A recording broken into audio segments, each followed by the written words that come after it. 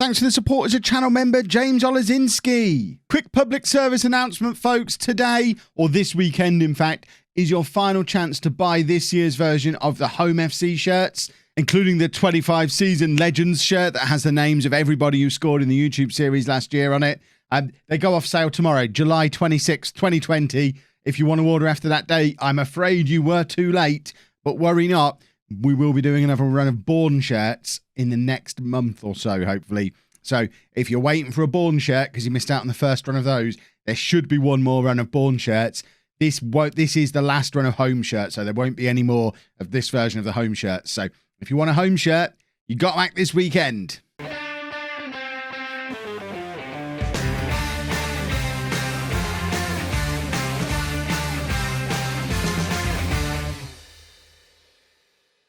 Hello and welcome to part 151 of Bourne Again. I'm Kevin. Coming up on today's episode, we have a Premier League game at home against Manchester United, and then we're also playing Borussia Dortmund in our final Champions League group game. Two very big matches.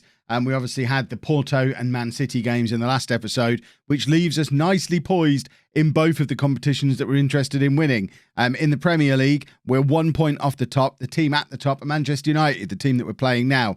So a win here in the first half of the episode could propel us back to the top of the Premier League, where we belong. And then the Champions League group is even more finely poised than that. As we go into the final game, we have just jumped above Montpellier into the second place spot in the group. We know if we beat Dortmund, we win the group. We know if we lose against Dortmund and Montpellier win, we have a problem. Or even if we draw against Dortmund and Montpellier win, we have a problem. So it's must win there as well if we're going to stay in the Champions League. We don't want Thursday night football in the second half of this season. It's all about the Champions League. So we need 2 wins. 2 wins are of paramount importance, and this is the team that we're sending out there for the first part to try and beat Manchester United. We're going with Mendoza in goal, a back four of Regulus, Da Silva, Diaz and Fus, which means we need to change him to just being an ordinary wing-back. Arango just being rested. Don't panic. He's down to 94% conditioning, which I know he's fit to play, but with the Dortmund game on the horizon and him being such an important player, we're just rotating a little, just a smidgen. It's the tiniest smidgen of rotation. We've also promised Fus we'd play him some football. In fact, I thought I'd promised to play him football. I've actually promised to find him a loan move. He ain't going anywhere on loan. He can make do with playing some football for us. Addo's in at the base of our midfield, Steinman and Ricardo ahead of him, and then our front three is Cook, Domenico and Cernajacki. Let's get into the game. Let's hope that front three finally start firing as a three. I am convinced this is the three that is our best attacking system, our best attacking formation, but we're still waiting for Domenico to learn English. I think he has now picked up basic English, so hopefully his form will start to pick up a little bit. Once he's fluent, I'm convinced this is the front three that will win us the Champions League, probably very nearly. We caused absolute chaos there from that long throw. I know there's a lot of people who don't like the long throws. I think I should stop committing so many players forward for them because we keep getting caught with counter-attacks from them. I can't help myself because of the chaos it causes in situations like that. Cernajacki now. That's poor from Cernajacki. We expect better from him. We know how good he can be, and that was just poor and has left us in trouble. But Regulus is in there with a lovely tackle. Regulus is enjoying Giladucci's current injury. It's giving him a nice little run in the team for the first time in probably a couple of years. And he's impressing. I know I was a little bit hard on him an episode or two ago, but he's certainly making it clear that we don't have to worry too much if Giladucci's unavailable. There is a ball forward from Regulus looking for Cook. Can't quite find him. Cook was in there if he'd have got onto that, though. So it was definitely the right idea. Da Silva coming across to cover again. And there's Addo finding Regulus. Again, Man United seem to be playing relatively narrow because we've always got a man over in these wide areas. And with our fullbacks pushing forward and overlapping as much as they do, I think we're going to cause some problems down the wings. Again, Fus is there, but Cernajacki is now the man who's sitting there unmarked, which seems absolutely insane for Manchester United to not mark Cernajacki. And Cernajacki's in again there, and there's his goal. I mean, we picked him out. They weren't tracking his run because they must be playing. So we need to have a look at what they're playing. But because Fus had pushed so far forward on the right, their wide players have gone to see him. Cernajacki drifts in field, and there's absolutely no one on him. He just loses his man for the second time, and there it is into the bottom far corner. United doing a 4-2-3-1, so it's not a particularly narrow system, other than the fact that I guess their wide players are staying a little bit too far forward and not tracking back with our fullbacks when our fullbacks bomb forward. So we're kind of overloading the fullbacks and leaving Cernajacki to have a lovely time, which is perfect. If we can keep doing that for the entire game, we'll have a lovely time. We just need to adjust this again. New computer is days away now, so we're eventually going to reach a point where I don't have to adjust that every game because I won't have to keep resizing the resolution on my monitor. Very excited for when this happens, but we're not quite there yet, so you've got a few more days of me constantly resizing things. We've played very well in this first half. We've had 10 shots, 11 shots. We've had roughly even possession. We've had 3 clear-cut chances to their 0. I would argue we should probably be more than 1-0 up. So if we could grab another goal before half-time, that would be delightful. We've got 2 players stood on top of each other again there. That happens a bit too often when Cernajacki cuts infield. We've seen the good and the bad of Cernajacki floating infield there. He's dangerous when he's doing it going forward, but he does get in the way a little bit when we drop a little bit deeper, because he should be going back out wide when we defend, but he's Cernajacki. He can do whatever he wants. And who are we to criticise? He's our best player. He's one of the best players in the league by a long way. Right. Don't get complacent. We are ahead against Manchester United. It looks like City have gone ahead in their game as well. So as things stand, we're not going to end up top of the league, but level on points with Man City. It's not too shabby, not to be sniffed at. And the way we started this season, because we have found taken a little bit of time to find our feet. I wasn't expecting to be this competitive this early on, so I'm happy being level on points at the top. I can live with that. Cernajacki, again, this time getting a little bit of space wide. 2 men on him immediately, though, but he just continues to charge forward. Plays it infield to Steinman, who's having a rare venture forward. Regulus is now the man on the overlap, and there's a goal for Frederick Regulus. I said he'd been playing well. There's another example of it. A lovely goal from Regulus, and that does put us back top of the league, because I think we went into these games level on both points and goals with Manchester City. So I assume they're only 1-0 up in their game, and with us going 2-0 up, that puts us ahead of them on goal difference. Yeah, there's your confirmation that we've got 1 better goal difference than them now. But obviously still a long way to go. I don't even know who City are playing. You'd think I'd have checked that. I should probably have a little look to see who City are playing. Steinman's done very, very well there to win the ball back, though, and potentially get another counter-attack moving. Plays it back to Foose. Foose has had a good game. Well, let's not talk about Foose anymore. He clearly doesn't like the pressure. If he wants to get out here and stop this attack coming down his wing, that would be lovely. He doesn't, apparently, but thankfully Mendoza is slowly but surely settling into life here at Bourne and starting to make some important saves in big games, which is nice. I could live with him doing that. He got a little bit of stick from the comments section in his first couple of games, particularly his Charity Shield performance. But I think he's not been mentioned so much lately, which means he's probably doing quite well, because the only time goalkeepers ever get mentioned is when they're being picked on, unless they're Sir Alan Hardy. But not everyone can be Sir Alan Hardy, I'm afraid. Right, I think it's probably substitute clock. City have gone back to the top of the league. We're just going to let this move play out, because I think we've got a free kick on the edge of the area. It's Domenico to take ahead of Cernajacki. That is interesting, and probably something we need to nip in the bud, because that was poor, and we've seen both Cernajacki and Cook do much better from that kind of position over the years. Right, we're going to bring Soma and Gomez on. There's no need for the Soma or Gomez debate. Let's just bring them both on. Gomez can go up front, Soma can go out wide, and Soma probably shouldn't be playing as an inside forward, actually, because he's left-footed. Or was that his best role out there? I think I might make him a Raumdeuter. Love a bit of a Raumdeuter. I haven't used a Raumdeuter since non-league to legend when we were at Barcelona and we had Kylian Mbappe playing as a Raumdeuter. So maybe that's Soma. Imagine if Soma now becomes the player I've always thought he would be as a Raumdeuter. Oh, has it been disallowed? Go on, referee. Lovely stuff. Disallowed goal. Manchester City still 2-0 up in their game, it looks like. And we start to play things out from the back with Addo and Da Silva.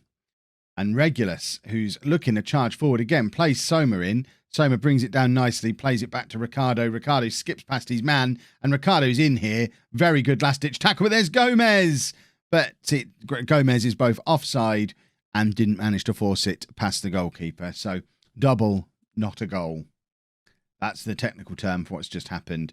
Last substitution, we're not going to bring on Nixon Burke. Sometimes my assistant manager baffles me. I'm going to bring on Bonilla and just push Addo a little bit further forward. If we were playing against someone other than a title rival, Lubinkovic probably comes on there. But in the circumstances, I think just shore things up a little bit with Bonilla slotting in there. Addo is more than capable of doing the box-to-box midfield role, and it just allows us to see the game out. We probably could have dropped down to a balanced mentality. Not that we've needed to, because that has been a very efficient 2-0 win against what has previously been a very, very good Manchester United side. But we've just beaten them there, and we're level on points at the top of the league. And it's looking like, I was going to say any one from us three, but West Ham are getting well in the mix as well. In fact, it's very close at the top of this table. 15 games in. You can tell no one's had a real breakaway. 15 games in. The most games anyone's won is us and Man City winning 9 each. But you'd expect more points on the board from at least one team at this point of the season. So everyone down to Leicester is probably looking at that table thinking, we're still in this. They probably are. The game we've just played against Leicester, Domenico finally arrived. He's just scored a hat-trick, and it was the second goal in particular was an absolute beauty. I just want to show you the second goal. But he was superb in this game. And let's have a look at this second goal. It was right up there, proper top-tier stuff. If you weren't already on board with Domenico, if you'd have just seen this game I've just seen, you'd be on board with him now. Ball over the top. He takes it down there. Look at this control. Rounds his defender. Lovely. Just a really well-taken goal. Domenico's the real deal, boys and girls. That's now 6 goals from 14 starts. It's not perfect, but he's getting there. He's starting to accumulate some goals, and he's not a million miles away when it comes to the old golden boot situation. So we might have a Bourne man back towards the top of that again this year, which would be very pleasant. Well, I ignored my own advice and played Arango against Leicester, and he picked up a knock. So Foos is going to have to play against Dortmund after all. Probably did that the wrong way round, didn't I? Bonilla comes into the team as well. Addo going forward to replace Ricardo, who's having to move out onto the left wing because Lee Cook has picked up an injury again. Although, I mean, he's probably recovered. He's mostly recovered. There's an argument Cook could probably be on that bench, but with his ankles being made of paper, it's just a bit dangerous, isn't it? We don't want him picking up a proper injury. This is a huge game, though. As mentioned at the start of the video, it's must win. If we fail to win here, we're almost certainly out of the Champions League, because you have to assume Montpellier are going to defeat Porto, because Porto are currently sat there on just 1 point. So they're kind of the whipping boys of the group, and that means we've got to move up above Dortmund and let them and Montpellier fight it out with whatever happens behind them. I don't want to try and figure out permutations. It makes my ears hurt. Sernajaki's in here. There's Domenico, and that's his 4th goal in 2 games now. Domenico is here, boys and girls. Goodness me.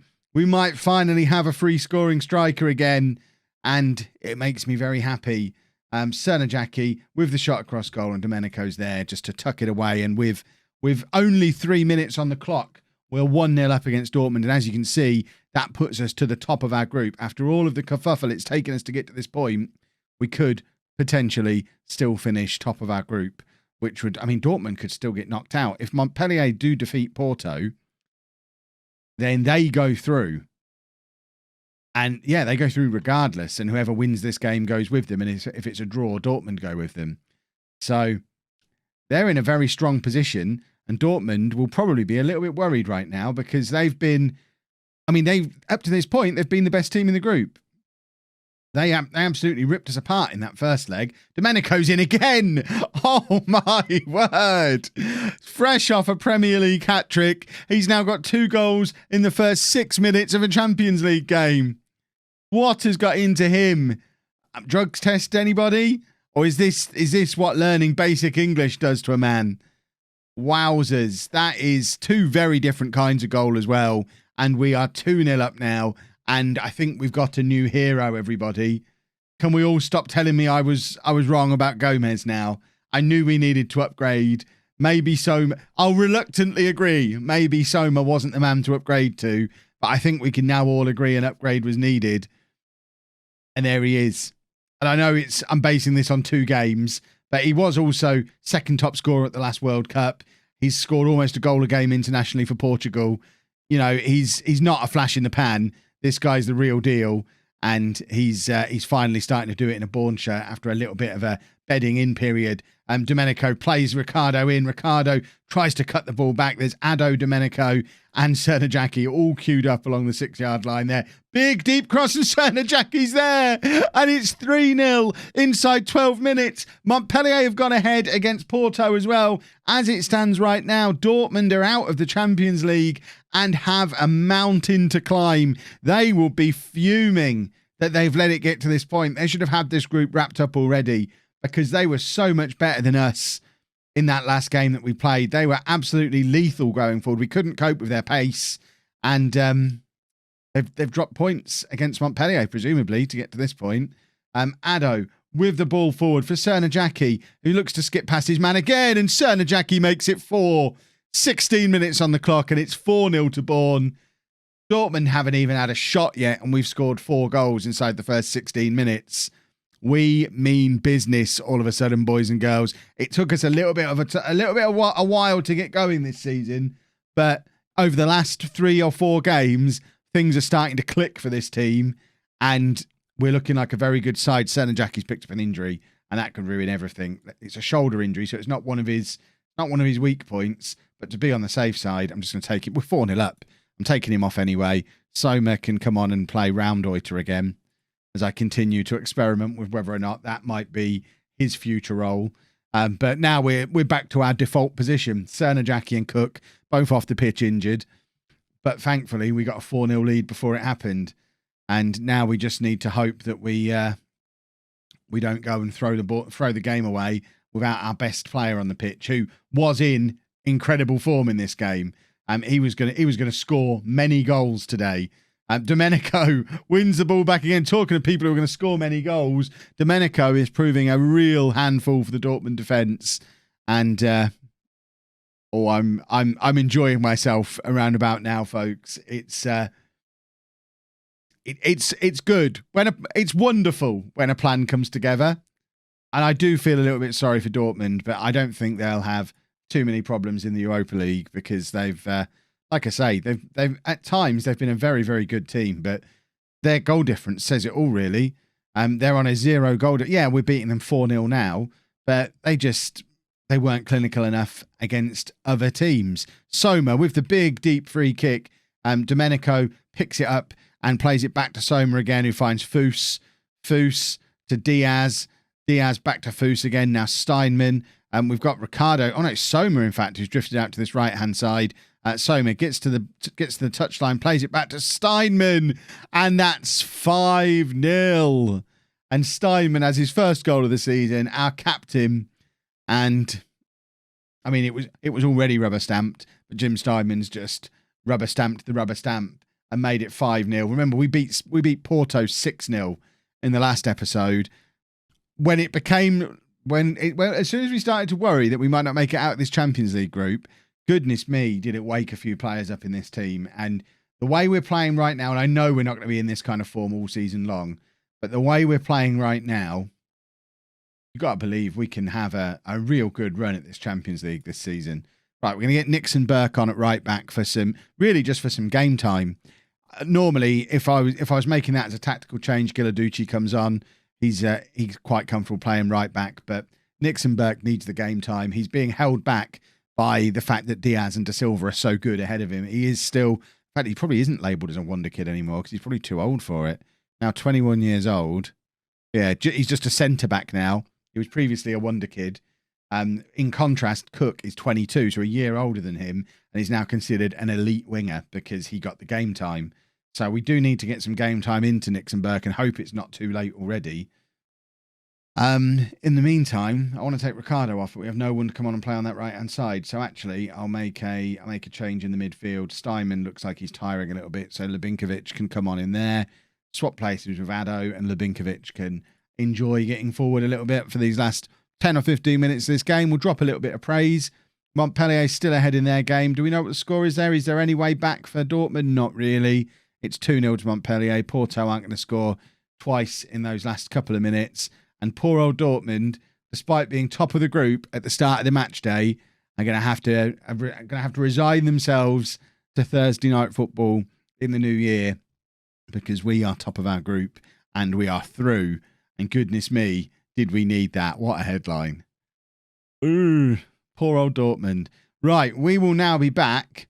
We'll probably get through most of January and come back sometime after Christmas, after the January transfer window. I don't expect there to be any transfer business in January. We've got nothing to spend. We certainly don't have anyone we want to sell. So I think we'll probably just cruise through 7, 8 Premier League games and see where we are at the end of January and how the Champions League draw shapes up and where we take things from there in the second half of the season. Hopefully you have enjoyed the episode, though. If you have, please make sure you leave a nice big thumbs up on there for me. Subscribe to the channel for daily Football Manager videos. And thank you very much for watching.